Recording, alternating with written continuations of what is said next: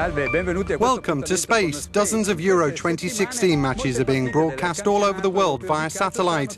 But did you know that there's a technology based on internet and satellite that allows even a small football club to live stream their games and target a specific audience?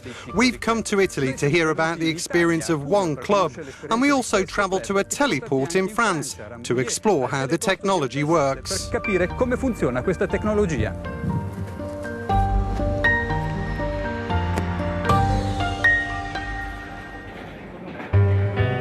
The players of the Cuneo football team haven't been used to large audiences, but thanks to satellite communication features, even a small club like this one in northwestern Italy has the opportunity to broadcast their matches live via an internet service that relies on satellite. The pilot project has been developed and tested this season in the Italian Pro Football League, the third division, by a consortium with the support of the European Space Agency. The immediate impact? Increased visibility. Surely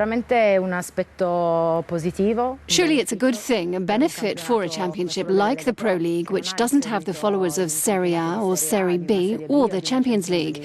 It's an opportunity for our league and for Cuneo to get more visibility, especially in the business.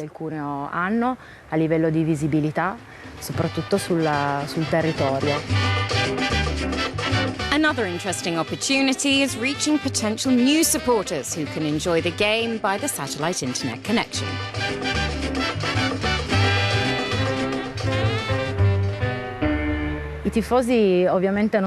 Fans, of course, aren't as numerous as in other more important championships, so the supporters who don't usually come to the stadium have, in this way, the possibility to see the matches at home or on a mobile phone. The pictures coming from satellites land on a teleport like this one.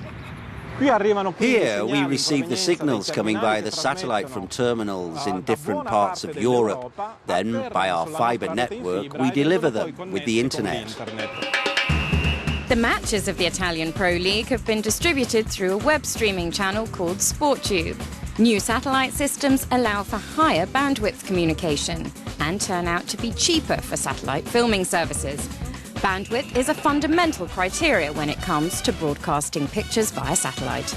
The broadcast bandwidth is our daily bread. We can compare it to the flow of water from a tap. A lower water flow corresponds to a low bandwidth. A higher water flow corresponds to a larger band. The information we send to the satellites is converted into bits, the basic piece of information. A phone call needs a few thousand bits per second, whereas TV pictures in high definition or sports images, they are more complex. They require millions, sometimes billions of bits per second.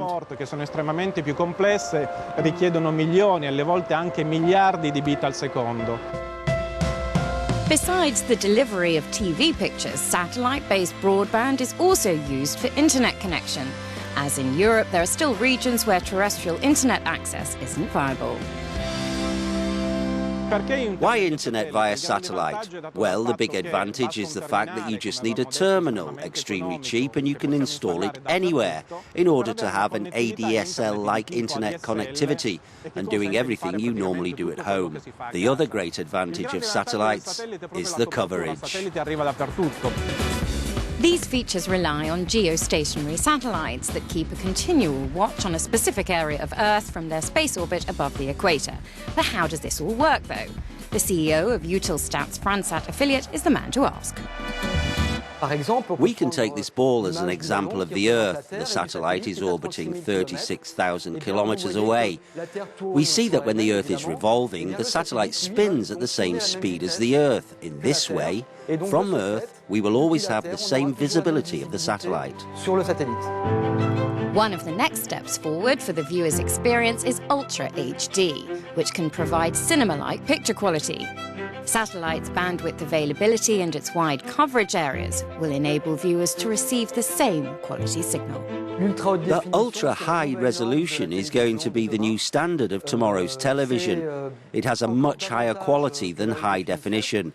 It has 4 times more pixels than high definition, 8 million pixels, but it also has better pixels. Thanks to the constant progress of the broadcasting and satellite industries, in the near future, watching a sports match will be a full immersion experience.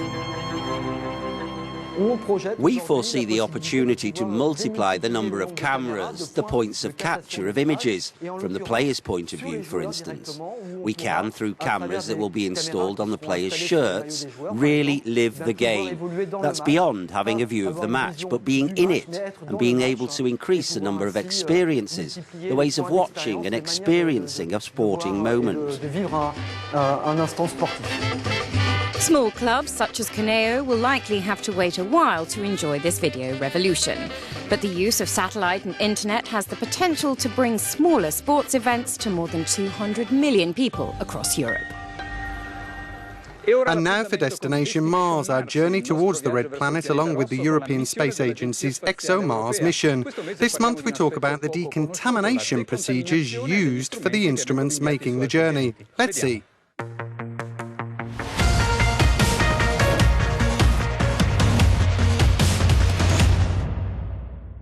I'm John Robert Brucato, an astrobiologist at the Astrophysical Observatory of Arcetri near Florence. I'm in charge of the planetary protection for the DREAMS instrument, travelling to Mars aboard the ExoMars probe.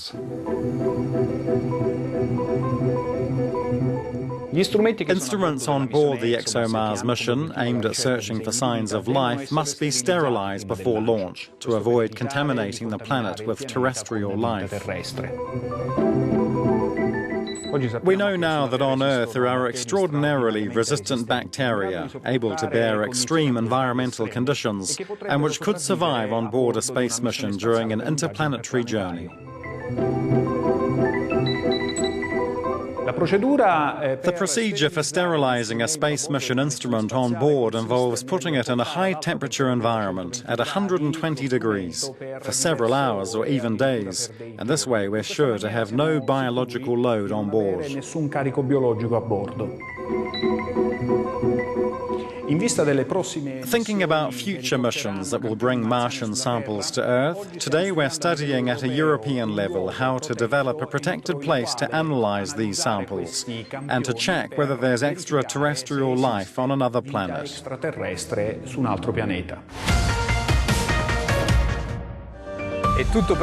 That's all for now. You can watch the whole series of space on our website, Euronews.com. Thanks for watching. Arrivederci.